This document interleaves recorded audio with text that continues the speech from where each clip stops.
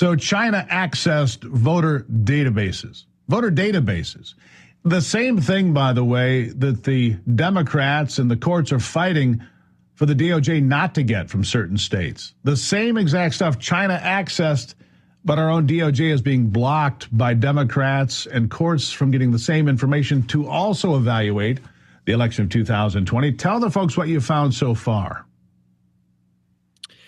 So what we now know based on a declassified but heavily redacted document from the National Intelligence Council, which is part of the Office of the Director of National Intelligence. What we now know is that the U.S. intelligence community knew by April of 2020 that the Chinese government had gained access to U.S. voter registration rolls and voter information and was conducting analysis based on that information related to the 2020 election.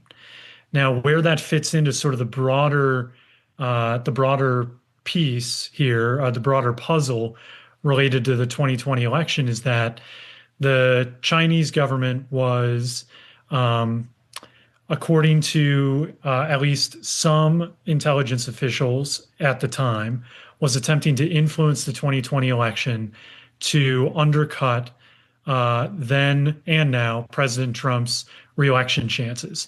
And of course, Trump ended up losing that 2020 election to now former President Joe Biden. So China was attempting to conduct influence operations to undercut Trump's reelection.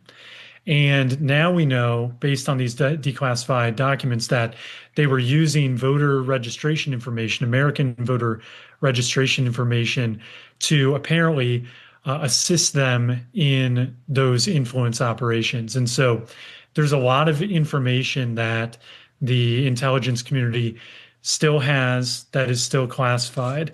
And so we're hoping with our reporting here that we're able to, create some public interest and perhaps some public pressure to get the intelligence community to talk about what it knows about China's influence operations in 2020.